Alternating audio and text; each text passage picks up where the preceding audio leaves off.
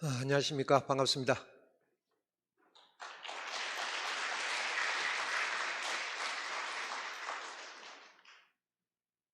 부산하고 울산하고 또 대면, 비대면으로 이렇게 모여서 반갑습니다. 아마 대면 예배가 된다면 이 성전을 가득 차고 넘쳤을 건데 코로나19 팬데믹으로 인해서 다 같이 모이지 못해서 좀 안타깝습니다만은 그래도 성전에 계신 분들은 동서남북으로 좀 인사 좀 하시죠. 동서남북으로.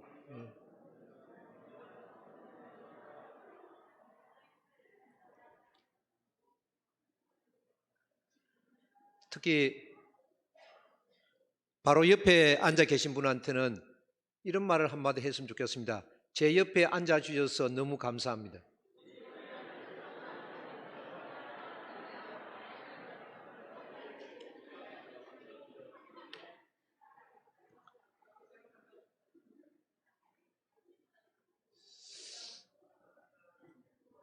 참 어머님께서 조직의 대개편을 하셨습니다. 대교구장 체제를 명하시고 이제 부산, 울산 대교구, 경남 대교구, 그리고 대구, 울산 대교구 체제를 한 가운데 어제부로 이제 대교구의 조직이 강화되기 시작했습니다. YSP 책임자가 서고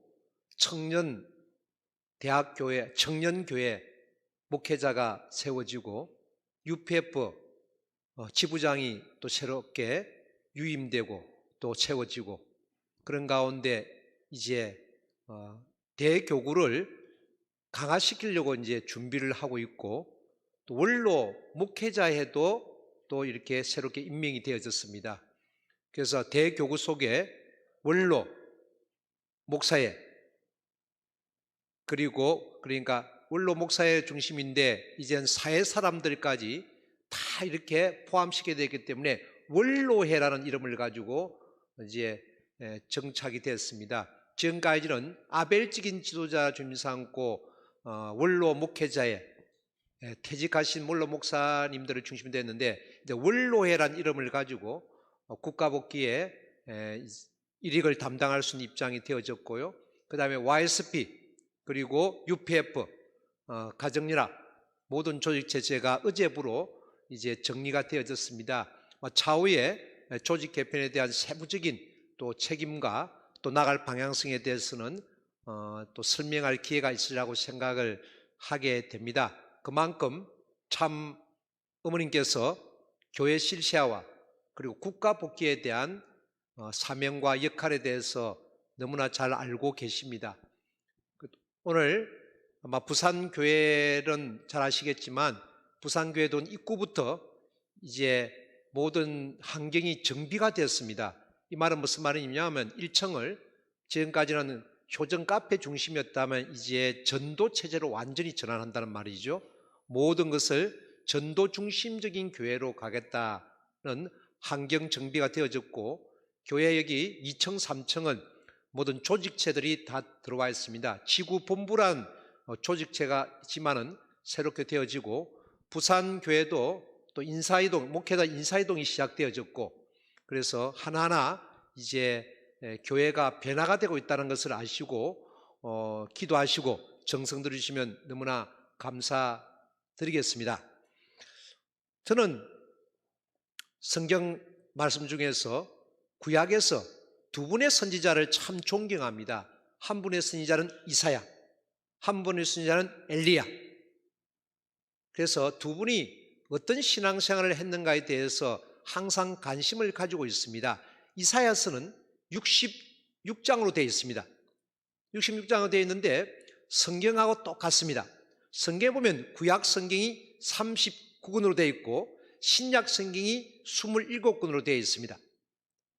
그러면 이사야서도 1장부터 39장은 메시아가 오시기 전의 기록이고 그리고 40장부터 66장까지는 이사야서가 메시아가 오시고 나서 어떤 세상이 벌어질까에 대해서 기술되어 있기 때문에 이사야서는 결국은 구약과 신약의 모든 것을 다 아우르는 그런 하나의 선지서가 되겠습니다. 두 번째는 뭐냐면 이 땅에 메시아가 도래하시기 전에 엘리야 선지자가 와서 엘리야의 사명을 다한다. 그래서 엘리야 선지자의 우리는 음성을 들어야 됩니다. 특히 오늘 말씀을 드리면서 오늘 취임을 하는 이기식 대교구장께서 어떻게 신경상국의 부산 울산 교구장으로서 미션을 받고 본질적으로 지구본부의 정책과 정렬되고 지구장의 본질을 중심 삼은 목회와 정렬되어 가기를 바라는 입장에서 어떻게 보면 이기식 대교구장에게 내리는 말씀이라고 생각하시고 식구들도 여기에 정렬되어서 갔으면 좋겠습니다. 이사야서 2장 2절을 제가 한번 훈독하도록 하겠습니다. 구약성경 967페이지 되겠습니다. 장차 올 완전한 평화에 대한 말씀이고 2장 5절부터 22절까지는 주께서 오실 날을 예언하는 것입니다. 만일에 여호와의 전의 산이 모든 산 꼭대기에 굳겠을 것이요 그 모든 작은 산 위에 뛰어나르니 만방이 그리로 모여들 것이라. 많은 백성이 가며 이르기를 오라 우리가 여호와의 산에 오르매 야곱의 하나님이 전에 이르자 그가 그토록 우리에게 가르치실 것이라. 우리가 그 길로 행하리라 하리니 이런 율법이 시온에서부터 나올 것이요 여호와의 말씀이 예루살렘으로부터 나올 것임이라.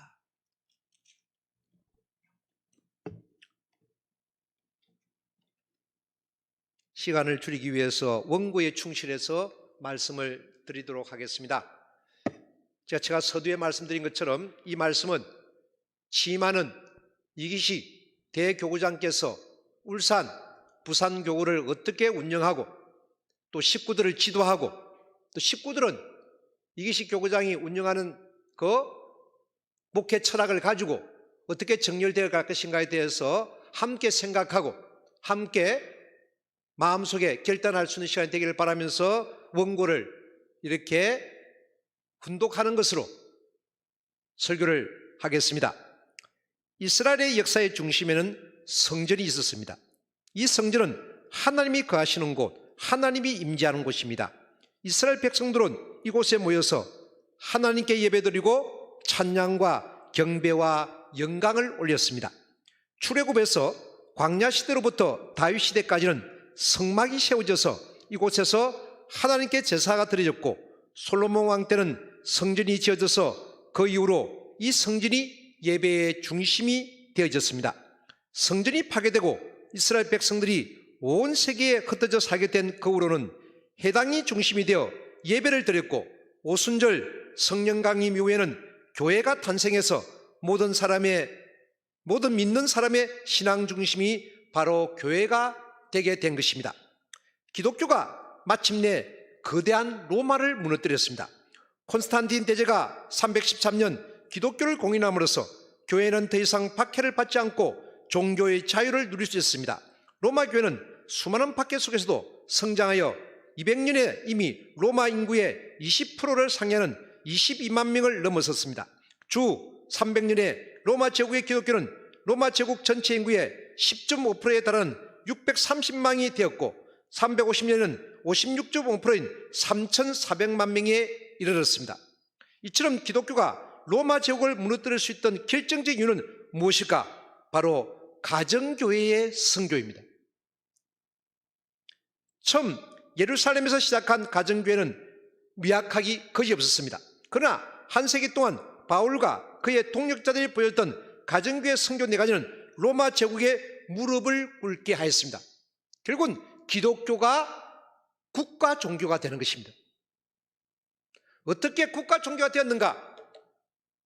시대 정신이 무엇인가? 우리는 초대 기독교의 시대 정신을 상속하고 발전해야 됩니다. 로마 제국의 무릎을 꿇게 했던 첫 번째 선교는 우리는 하나다 있었습니다. 가정교회, 하예식당 공동체인 애찬식, 신분, 개척, 성에 관계없이 함께 떡을 떼고 포도주를 마시면서 우리는 하나다를 체험한 주의 만찬식, 유대인, 헬라인, 종, 자유인, 남자, 여자 등 세례를 받은 자는 그리스도 안에서 하나였습니다. 두 번째 선교는 내려놓음으로 공동체가 형성화되었습니다. 가정교회 리더들은 바울을 통해서 내려놓음의 삶을 배운 것입니다. 바울은 나는 날마다 죽노라 고린도전서 15장 41절을 고백하며 세상의 자랑을 모두 버렸습니다. 내려놓음의 삶을 살기 위해서는 상대방을 위하는 가치관과 실적이 필요했던 것입니다. 세 번째 선교는 거룩한 삶이 누룩처럼 번지게 하였습니다. 가정교회는 거룩한 삶을 추구하였는데 이것이 로마 시민들의 마음을 서서히 사로잡았습니다. 로마 제국으로 하여금 거룩한 삶을 살지 못하도록 한 것은 로마의 문화 때문이었습니다. 성적인 타락을 유발하게 한 혼탕 목욕탕, 주인과 종으로 신분이 극명하게 나눠진 노예 문화, 부부 간의 이혼과 재혼이 흔한 결혼 문화였습니다. 네 번째 선교는 죽으면 죽으리라는 시대 정신입니다. 12제자의 순교의 피는 교회의 씨앗이 되었으며 그 후 박해가 이어져 신앙생활을 하는 그 자체가 순교를 각오해야만 하였습니다. 가정교회의 교인들은 원형경기장에 끌려가 사자의 밥이 되거나 인간 횃불이 되어도 결코 신앙을 버리지 않았습니다. 무엇보다도 가정교회 교인들이 강하고 담대하게 순교를 받아들이는 모습에 이교도들의 마음을 감동시켰습니다. 우리는 지금 영적 기근의 시대를 살고 있습니다. 진리는 희미해지고 예배가 사라지며 불안이 세상을 지배하고 있습니다. 이 영적 기근의 시대에 절망과 고통 중에 있는 우리들을 하나님은 안타까워 하십니다. 그리고 이 땅을 변화시킬 주인공을 찾고 계십니다. 그렇다면 하나님이 찾으시는 그 변화의 주인공은 어떤 사람일까? 다수의 사람이 진리를 향하여 노를 외치도 그 대세를 거슬러 하나님을 향해 예스를 외칠 수 있는 사람을 하나님이 변화와 기적의 주인공으로 들어 쓰실 것입니다. 엘리야는 바로 그런 사람이었습니다. 열왕기상 18장에 나오는 갈멜산의 대결산근에서 엘리야는 모두가 노라고 할 때 홀로 예스를 외쳤습니다. 그리고 그 예스를 통해 북이스라엘을 변화시키는 주인공이 됩니다. 당시 북이스라엘의 왕이었던 아합은 시돈의 공주인 이세벨과 정략 결혼을 하게 됩니다. 아합은 왕권을 강화하기 위해 수많은 바알 선지자들을 양성하였습니다. 아합은 자신의 통치가 얼마나 대단한지를 과시하기 위해 수많은 도시를 건축하고 곳곳에 화려한 바알 신앙을 만들었습니다. 아합의 이런 경제력과 화려한 업적을 보고 국민들은 그를 능력자라고 생각하였습니다. 이처럼 보이는 것이 진짜 힘이라는 생각이 북이스라엘 사회의 대세였습니다. 그러나 엘리야는 달랐습니다. 모든 사람이 엘리야를 비웃고 하나님을 향해 노를 외치도 하나님을 그는 확신하였습니다. 보이지 않는 하나님이 진정한 힘이십니다. 바로 이 믿음 때문에 엘리야는 강하고 담대하게 도전할 수가 있었습니다. 하나님은 엘리야를 위대한 선지자로 들으시는데 특별한 이유가 없었습니다. 대부분의 사람처럼 보이는 힘에 점되지 않고 보이지 않는 하나님을 진정한 힘으로 바라보았던 믿음이 그 이유였습니다. 엘리야 이야기는 그저 과거에 머물지 않고 지금 이 시대에 우리를 향해서 나타날 수 있습니다. 믿음의 눈을 들어 하나님을 바라볼 때 하나님이 우리에게 능력을 주셔서 우리를 변화의 주인공으로 들어 쓰실 것입니다. 누가복음 12장에는 어리석은 부자의 이야기가 나옵니다. 진정한 힘은 보이지 않는 하나님에게 있다는 것을 몰랐던 그는 생명을 잃고 재물도 누리지 못하는 불쌍한 인생이 되었습니다. 하나님은 우리를 지금 이 시간 밀어주고 계십니다. 일어나 걸으라, 내가 새 힘을 줄 것입니다. 당당하게 걸으라, 내가 너를 위대한 변화의 삶이 되게 할 것이란 하나님의 음성을 들으시기 바랍니다. 나라가 위기에 처했다면 그 위기를 책임질 수 있는 사람이 있어야 합니다. 그 위기를 극복해 나가기 위해 책임을 진 사람은 누구보다도 고심을 해야 됩니다. 옆에서 구경하고 평하는 사람들은 책임을 진 사람의 입장을 모르는 것입니다. 그리고 여러분들은 위기에 처했을 때 위기라고만 할 것이 아니라 위기에 처했더라도 그 환경을 극복할 수 있는 새로운 소망을 불어넣어 줘야 합니다. 그런 새로운 움직임이 연결돼야만 그 위기를 극복할 수가 있는 것입니다. 참 아버님 말씀 집 22권 323페이지였습니다. 하나님의 나라가 위기에 처했을 때 우리들은 무엇을 해야 합니까? 선민의 나라가 위기에 처했을 때 여기 앉아 계신 여러분들은 무엇을 하시겠습니까? 저는 이렇게 전하고 있었습니다. 첫 번째, 예배를 다시 찾아 세워야 합니다. 개인 예배, 가정 예배, 교회 예배, 국가 예배, 천주 예배. 사람들이 우리를 보고 코로나 팬데믹과 같은 이런 상황인데 무엇하러 예배 보러 가는가 하고 비웃어도 상관할 필요가 없습니다. 제 아무리 훌륭한 기계라도 전기가 연결되어야 작동하는 것처럼 예배는 우리 영혼이 새 힘을 얻도록 하나님과 접촉하게 하여 혼란한 시대에 다수의 사람들에게 어떻게 이 시대에 저렇게 살 수 있지? 어떻게 저런 가치관을 가지고 행동할 수 있는지 감동의 눈으로 바라보게 해야 합니다. 하나님은 예배를 통해 우리에게 셈을 주시고 하나님이 부르시면 어디든지 달려갈 수 있는 살아있는 사람을 통해서 세상은 변화되는 것입니다. 하나님의 능력이 임재하면 하나님을 향해 예스를 외쳐져 있는 사람으로 쓰셔서 변화와 기적의 주인공과 같은 엘리야의 사명을 하도록 하나님이 우리를 재창조하시는 것입니다. 변화와 기적의 주인공이었던 엘리야는 바알의 선지자 450명과 아세라 선지자 400명을 물리치게 됩니다. 혼란한 시대에 변화와 기적의 주인공들인 믿음을 가진 예배자를 하나님께서는 이 시대에 부르시고 계십니다. 내일 국회의관 도서관에 있는 싱크탱크 2022 제4차 ILC 웨비나 이어지는 2022 한반도 평화 서밋 2022년 2월 11일부터 13일은 하나님을 향해 예스를 외치는 가정교회를 생명으로 한 엘리야의 사명자인 축복가정들이 되어야 합니다. 하나님은 틀림없이 여러분들을 재창조하실 것입니다. 희망버스 40세 가정을 탑승하도록 전진하여야 할 때입니다.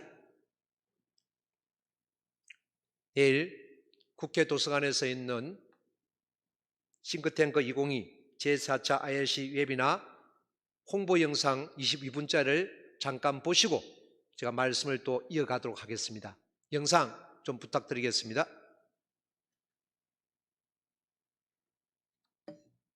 내일은 국회의원 도서관에서 예배를 드리는 것입니다. 변화와 기적의 증거자가 될 겁니다.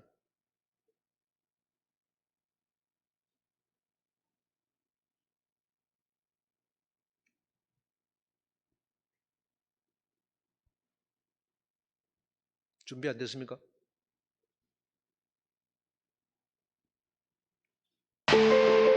가깝고도 먼 나라 한국과 일본. 20세기 초 일본의 한반도 강제 점령은 두 민족 간의 깊은 감정의 골을 만들었습니다.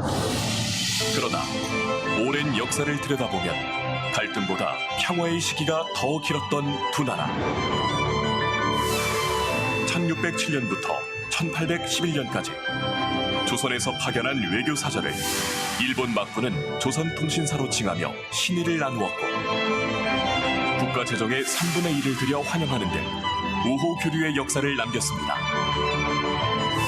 한일 간의 교류의 통로가 되어온 현해탄에 한일 해저 터널을 만들자는 제안은 신조선통신사의 길을 내어 평화 화합의 시대를 여는 길.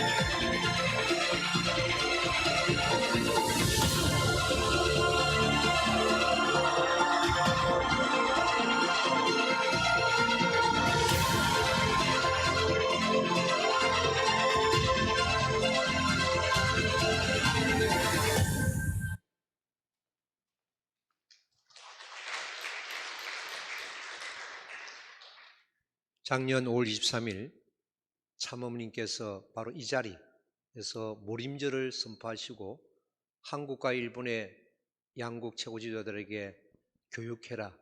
어떻게 교육할 것인가 참 신일본 박종필 지구장과 많은 고민이 있었습니다. 그런 가운데 1차 ILC, 2차 ILC, 3차 ILC를 자체적으로 두 지구가 함께한 가운데 드디어 내일 국회 도서관에서 제4차 ILC를 하게 되었는데 국회의원들이 정말 많이 참석하십니다. 일본에도 국회의원들이 다수가 참석하고 현직 정치인들도 많이 참석한 가운데 신일본 제5지구의 모든 식구들 그리고 평화예원, 각 선미단체 모든 분들을 다 내일 유튜브에 다 들어오십니다. 한국 제5지구도 이제 내일 모든 식구들이 다 유튜브에 들어오시고 또 그리고 평화예원 그리고 우리와 관계되신 분들 또 430가정 축복받으신 분들 또 43가정 실시한 분들의 다 영상을 보내고 이 영상을 보내시면 됩니다. 얼마나 정성들여서 만든 영상인지 여러분들은 보면 볼수록 감동이 될 겁니다. 이 영상은 어떤 목회자의 어떤 리더십을 가지고 된 것이 아니라 식구들의 실정이 다 담겨있는 모림절 이후에 절대 믿음을 가지고 달렸던 9개월 동안의 모든 결심물이 있습니다. 저는 오늘 아침에 안식일에 이런 말씀을 했습니다. 내일은 D-Day가 아니고 V-Day다. D-Day가 아니라 V-Day다. 승리의 날이다. 이 운세를 가지고 저들은 2022년 2월 13일 999세 기도회를 틀림없이 승리할 수 있습니다. 그래서 2월 13일 999세 기도회 전초전이다. 정승의 최고의 극치를 달린 입장에서 이제 지금 10시고 11시가 됐기 때문에 내일 아침 10시까지 우리가 정성 들이고 기도하는 가운데 오늘 예배를 끝마치고 나시면 모든 분들에게 SNS를 보내십시오. 이 영상은 목회자에게 다 제공되어 있고 그림 카드가 다 제공되어 있습니다. 이것이 24시간 동안 우리가 해야 될 일입니다. 잠자는 시간 12시간 오늘 밤 10시부터 내일 아침 6시까지 이런 또 못 보내지 않습니까? 사실 보낼 수 있는 시간이 그렇게 많지 않습니다. 오늘 예배 끝마치시면 대화도 중요하지만 보내는 대화를 시작하십시오. 앉아서 가지고. 자, 두 번째, 하나님을 향하여 예스를 외치는 사람 엘리야는 기도의 능력을 보여주는 기도하는 사람이었습니다. 7번이나 몸을 숙여 무릎을 꿇고 기도를 하였습니다. 기도의 사람 엘리야는 바알 선지자들과의 싸움에서 승리를 이끈 후 엘리야는 이제 가뭄이 끝나도록 하나님께 간절하게 기도를 하였습니다. 그는 간절하고 겸손한 자세로 기도를 하였습니다. 하나님의 응답을 기다리며 포기하지 않고 간절하게 7번 기도했을 때 엘리야는 기도의 음성을 받게 되었습니다. 내가 간절하게 원하는 것을 이제야 너에게 보여주려는 하나님의 응답을 받게 됩니다. 피조만물이 결실의 열매를 맺기 위해서는 씨를 뿌리고 영양분을 제공하면 때가 되어져 결실을 맺게 되는 것입니다. 보이지 않는 믿음의 씨를 뿌리고 무너진 예배의 재단을 정성으로 쌓아나가면 포기하지 않는 열매의 결실인 기도하는 사람으로 우뚝 서는 것입니다. 반드시 이루고자 하는 일을 포기하지 않고 간절하게 겸손한 자세로 기도하게 될 때 혼란 시대에 변화와 기적의 주인공으로 그들을 세울 것입니다. 하나님의 간절한 기도의 음성이 들려옵니다. 의인 10명만 있으면 소돔과 고모라의 성을 멸하지 않겠습니다. 각 지역의 의인 10명만 있으면 그들을 이 시대의 주인공으로 만드시겠다는 하나님의 음성이 들려옵니다. 저는 하나님께서 하시고자 하는 일이 있다면 저는 손을 들어 무조건 예스입니다. 각 지역의 의인 43가정을 이 시대의 주인공으로 만드시겠다는 하나님의 음성이 들려옵니다. 희망버스에 태워라. 귀를 기울여 보십시오. 하나님의 음성이 들립니다. 엘리야의 음성이 들립니다. 신경상국 64개 교회는 성지순례를 통해 맑은 영수로 성령이 충만한 교회가 되길 바랍니다. 2022년 신경상국 64개 교회는 행복한 가정공동체의 산실인 가정교회가 안착이 되고 한일회턴을 추진 실행을 중심한 72개 시군구, 더 나아가 2022년 1041개 읍면동의 한반도 폄하 서밋 출정식이 확연되어 통반 조직이 구축되는 2022년 2월 13일 100만 구국구세 기도의 승리의 함성과 승리의 나팔 소리가 우리 기천에 틀림없이 들릴 것입니다. 엘리야의 음성과 하나님의 음성과 그리고 의인 영명만 있으면 소돔과 고모라를 멸하지 않겠다는 하나님의 음성, 아브라함의 간절함을 들어보십시오. 이 시대에 깨어있는 예배자 되기를 진심으로 바랐고, 그리고 오늘 취임하는 대구, 울산, 부산 대교구장, 이기식 교구장이 어떤 입장에서 교회를 운영하고 또 대교구를 운영할 것인가에 대해서 다시 한번 자각하는 시간이 되면 좋겠고, 오늘 그리고 순수한 목회를 하셨던 우리 김순환 교구장님, 그렇지만 울산교회에서 하늘이 진정 인정한 가운데 목회를 하게 되었습니다. 이제 대구와 부산과 울산과 그리고 경남과 경북과 모든 5개 교구가 하나 되어서 이제 세계 대교구가 하나 된 가운데 하늘이 운하는 하나님의 음성을 듣고 엘리야의 음성을 듣고 이사야의 음성을 들을 수 있는 깨어있는 예배자들로 가득 찬 대교구가 되라고 확신하면서 말씀 마치겠습니다. 대단히 감사합니다.